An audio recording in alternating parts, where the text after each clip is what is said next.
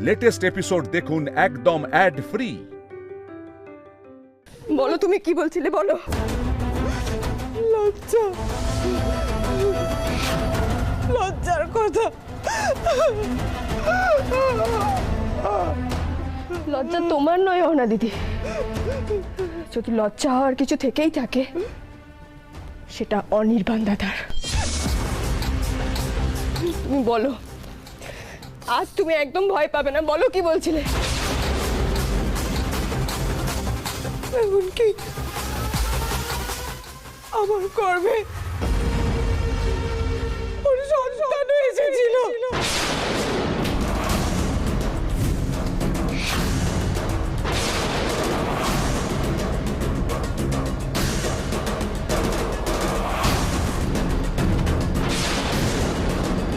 সেই খবর পেতেই অনির্বাণ সব অস্বীকার করে, আমাদের সঙ্গে যোগাযোগ বন্ধ করে দেয়।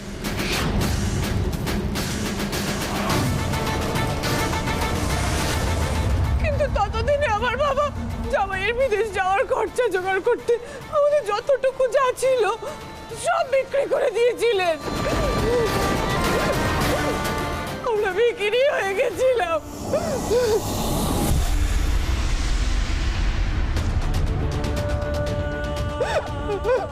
আর সেই আঘাতটা সহ্য করতে না পেরে আমার বাবা চলে গেলেন। আর তারপরে এই অনির্বাণ আমাকে আর আমার সন্তানকে অস্বীকার করলো। বললো আমি নাকি অন্য ছেলের সঙ্গে। ভয়ও দেখালো, বললো এই কথাটা যদি কেউ ঘুণাক্ষরেও জানতে পারে তাহলে নাকি ও সবার কাছে রটিয়ে দেবে যে আমি নাকি নষ্ট মেয়ে।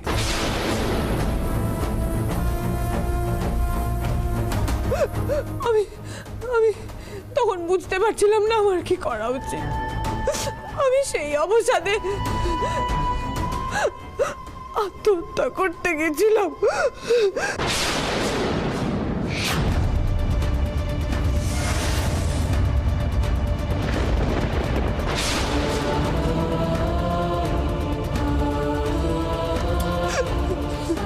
শক্ত হও না দিদি।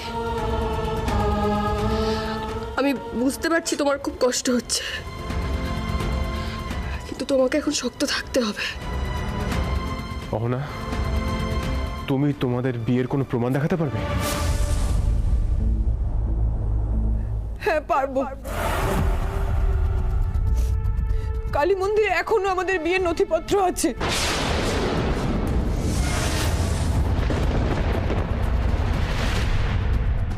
যেভাবেই হোক আমাকে এখান থেকে পালাতে হবে, এটাই একমাত্র বাঁচার রাস্তা। এই ছেলেটা খুব সাংঘাতিক। আমার সন্তান শেষ হয়ে গেল, আমার বাবা চলে গেলে,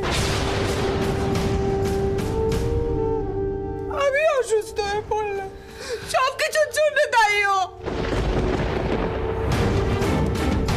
আমার জীবনটা তছনছ হয়ে গেল, বাবা সন্তান সব হারালাম, সব শেষ হয়ে গেল। সবকিছুর জন্য দায়ী এই অনির্বাণ সেনগুপ্ত।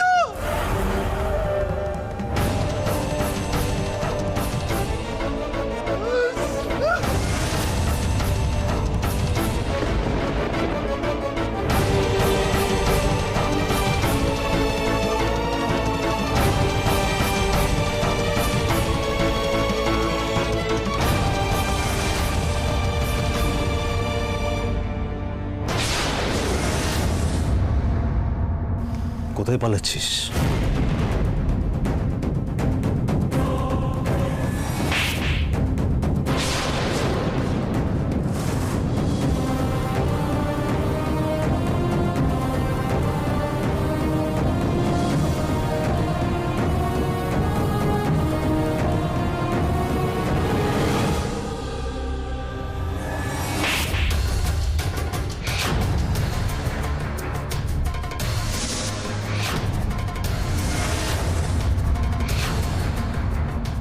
অনেকবার বেরোছো তুমি।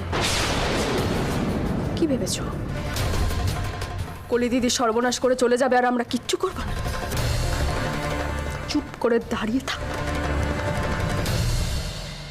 কত দুর্বল ভাবো তুমি মেয়েদের। ভুলে যেও না, মা দুর্গার জন্য একদিন স্বর্গ রক্ষা পেয়েছিল। মেয়েদের সাথে যে নোংরা খেলা খেলছো, অসহায় নিপীড়িত মানুষের পিঠে ছুরি মারছো, তার ফল কি হতে পারে এবার দেখবে।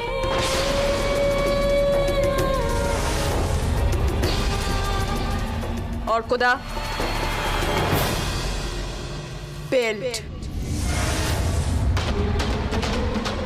মিতুল বেল্ট দিয়ে কি করবে?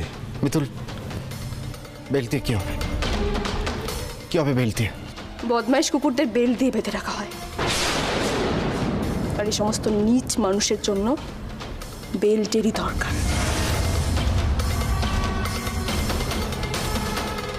এই লোকটা দাদুকে ঠকিয়েছে, বাবাকে ঠকিয়েছে, পিসামশাইকে ঠকিয়েছে, পিসিমণিকে ঠকিয়েছে, ইন্দ্রবাবুকে ঠকানোর চেষ্টা করেছে।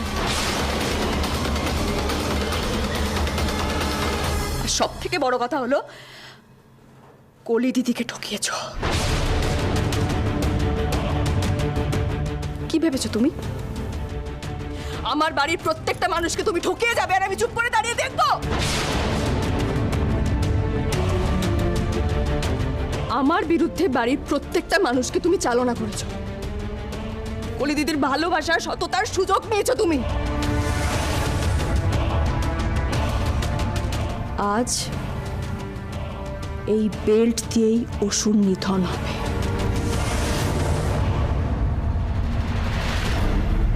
এই বেল্টের প্রতিটা ঘা তোমায় মনে করিয়ে দেবে তুমি কতটা নীচ। অর্কদা, দাও বেল্ট।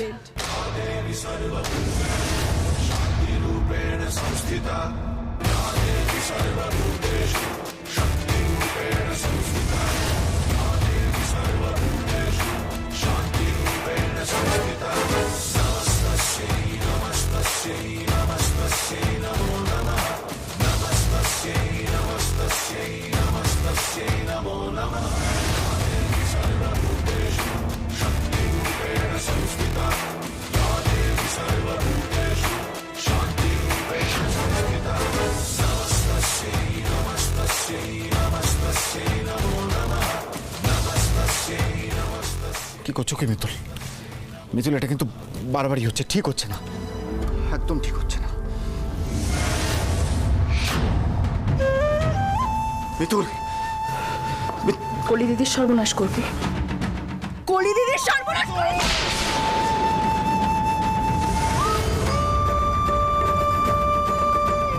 আর কোনো মেয়ে সর্বনাশ করবে?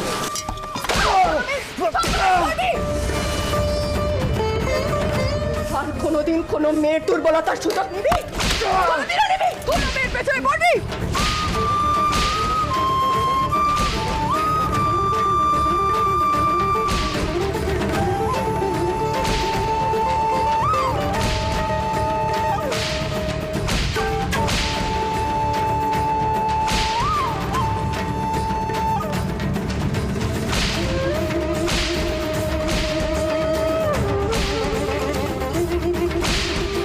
আমার ছেলেটাকে তো মেরে ফেলবে, ওদের আটকাও। পাগল নাকি? ওখানে গেলে আমাদেরকেও মেরে ফেলবে, তার চেয়ে ভালো আমরা পালাই চলো।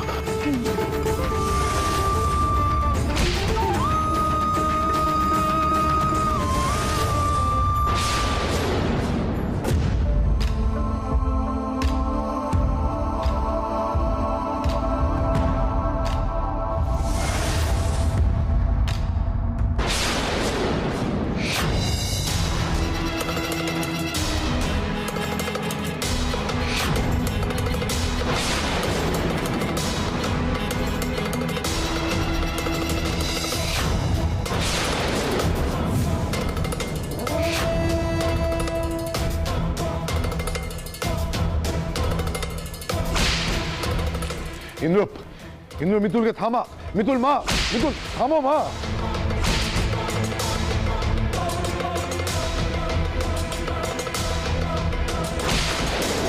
মিতুল, মিতুল থামুন। মিতুল ছাড়ুন, মিতুল ছাড়ুন বলছি। কেন এরকম করছেন মিতুল? প্লিজ ছাড়ুন মিতুল। মিতুল থামুন, ব্যাস থামো মিতুল।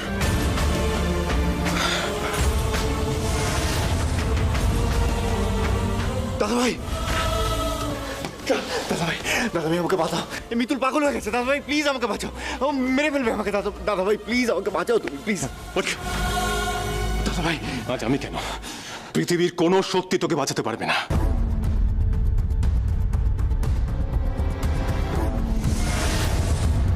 আমরা এসে গেছি মিস্টার লাহিড়ী।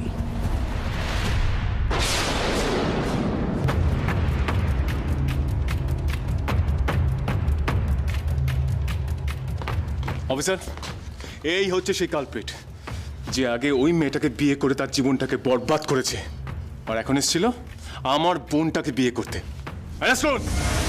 আপনারা কোনো চিন্তা করবেন না মিস্টার লাহিড়ী, ওর বিরুদ্ধে আমরা কিডন্যাপিং এর চার্জেস এনেছি। আরও যে যে ধারায় ওর বিরুদ্ধে অভিযোগ আছে তাতে এই লোকটা কিছুতেই বেল পাবে না। I will personally ensure that. এই নিয়ে যাও ওকে, চলো।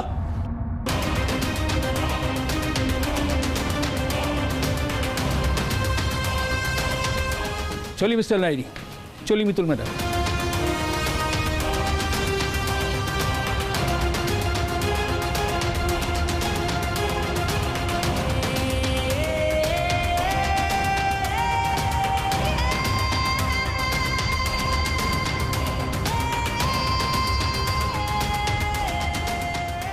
এতদিন ধরে বইতে পড়েছিলাম মেরা মা দুর্গার রূপ, আজ তোমাকে দেখে আমার দু চোখ সার্থক হলো মা। তুমি যে আমার কত বড় উপকার করলে তুমি জানো না মা। ওই বদমাইশটাকে শাস্তি দেওয়ার কথা তো আমি ছেড়েই দিয়েছিলাম, তুমি তো ওকে শাস্তি দিলেই তার সাথে সাথে আমার একটা জ্বালা জুড়লো। মা হিসেবে আমি তো কিছু করতে পারিনি, শুধু আমার অসহায় মেয়েটাকে আমি কষ্ট পেতে দেখেছি দিনের পর দিন। মাঝে মাঝে ইচ্ছে হতো কি ওই বদমাইশটার গলাটাকে টিপে ধরি, কিন্তু পারিনি। তুমি আজকে আমার একটা অপূর্ণ ইচ্ছা পূরণ করলে মা। তার সাথে সাথে তুমি আমার মেয়েটার মুখে কথা ফিরিয়ে দিয়েছো।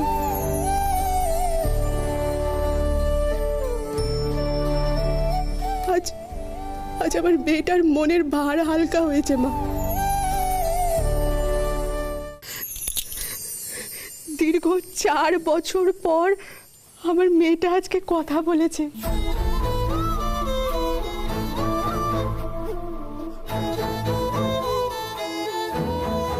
তোমাকে যে আমি কি বলে কৃতজ্ঞতা জানাবো আমি জানি না মাসিমা, আমাকে কৃতজ্ঞতা জানাবেন না, সব ভোলে বাবার কৃপা।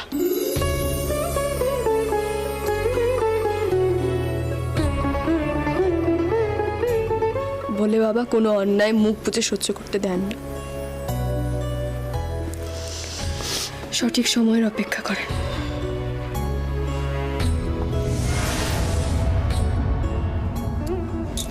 আর সঠিক সময় এলে অপরাধীদের শাস্তি দেন।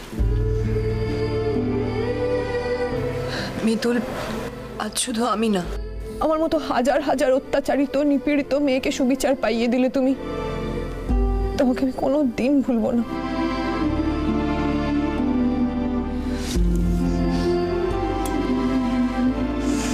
শুধু আমি নই অহনা দিদি, তুমিও আজকে যে সাহসিকতার পরিচয় দিয়েছো, তোমার এই বোন তোমাকেও মনে রাখবে। মাসিমা, আজ আপনারা যেভাবে আমাদের সাহায্য করেছেন আমি ধন্যবাদ দিয়ে ছোট করবো না, তবে এই ডামাডোলের মধ্যে আপনাকে আটকেও রাখবো না। আসুন আপনাকে পৌঁছে দেওয়ার ব্যবস্থা করি।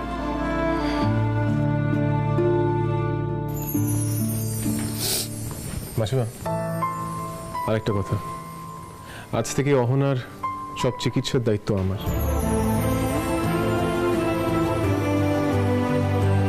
ও যাতে সুস্থ স্বাভাবিক জীবনে ফিরে আসতে পারে তার সব দায়িত্ব আমার। তার সুস্থ হওয়ার পর ও যাতে নিজের পায়ে দাঁড়াতে পারে, ও চাকরি করতে পারে, সেটা দায়িত্ব আমার। হ্যাঁ মা, হ্যাঁ মা, তুমি চিন্তা করো না মা, আমরা আছি তোমার পাশে, তুমি চিন্তা করো না। কি বলো বাবা? নিশ্চয়ই। আমি তো কোনোদিন ভগবানকে দেখিনি চোখের সামনে, আজ তোমাদেরকে দেখলাম, ঠিক যেন শিব পার্বতীকে দেখলাম।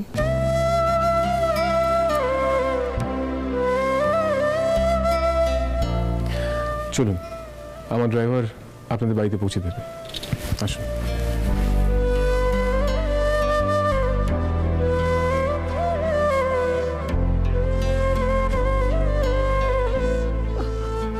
আমার মেয়েটার পেট ভেঙে গেল, আমার কলির বিয়ে ভেঙে গেল। কেন এমন হলো বলো না, বলো না, উত্তর দাও না। কেন এরকম হলো আমার মেয়েটার সঙ্গে? কেন এরকম হলো? আমার অভিশাপ আমার মেয়েটাকেও ছাড়লো না। কেন এরকম হলো? কেন এরকম হলো? আমার মেয়েটা তো কোনো অন্যায় করেনি। আমার মেয়েটার সাথে কেন এরকম হলো বলো না। আমার মেয়েটার কি হবে? আমার সুমি, সুমি, সুমি, পিসিমণি, পিসিমণি, পিসিমণি, সরো, জল দিয়ে, পিসিমণি, পিসিমণি, পিসিমণি, পিসিমণি, পিসিমণি, কি হলো? পিসিমণি, ওকে বিয়ে করো না বাবু, ওকে বিয়ে করো না। মন্দিরে গিয়ে বিয়েও করেছে।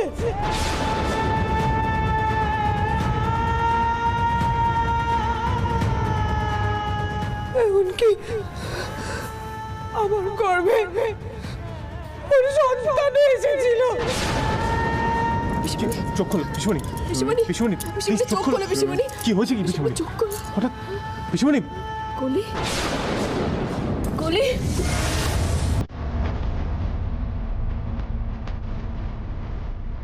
কলি কোথায়?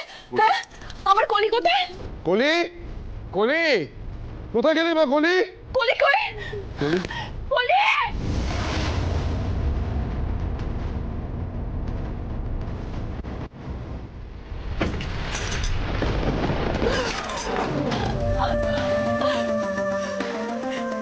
এইভাবে ঠকে গেলাম আমি। একটা ভুল মানুষকে ভালোবাসলাম। এত পড়াশোনা শিখে আমি কি করলাম? একটা মিথ্যেবাদীকে ভালোবাসলাম আমি। কেন আমি এটা করলাম?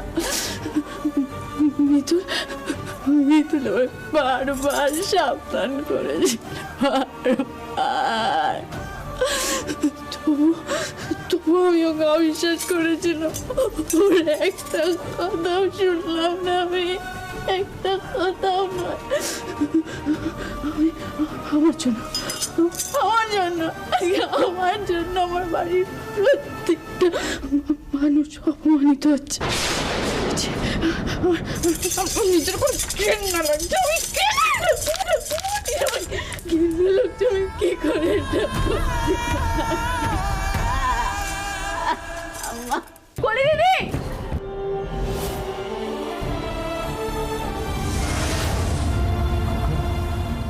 আমার আর ভালো লাগছে না রে। বাবা, বাবা, বাবা, নিজেকে সামলাও, নিজেকে সামলাও। শোনো, শোনো, শোনো, আমি উপরে যাচ্ছি। বুঝতে তো পারছো কলির মানসিক অবস্থা কিরকম। ওকে গিয়ে একটু সামলে একটু কনসোল করি। হ্যাঁ, তুমি তুমি তুমি তোমার যেতে হবে না। তুমি দিকটা দেখো, বুঝলে? তুমি ঠিক আছো তো? হ্যাঁ কলি, আমার বাচ্চা কোন অধিকার? আমি বাঁচব না, আমি বাঁচব না। আমি কেন বাঁচব? আমি বাঁচব না। বাঁচব না, কি কর, বাঁচব না, বাঁচব না।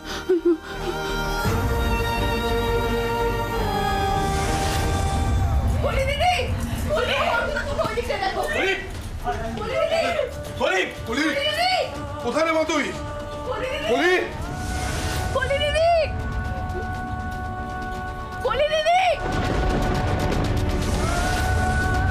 কলি ডাকে সাড়া দেবে না, কলি ডাকে সাড়া দেবে না।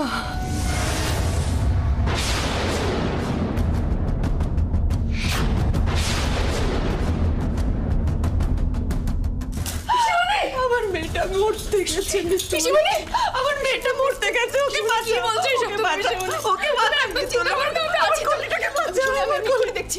বলি দিদি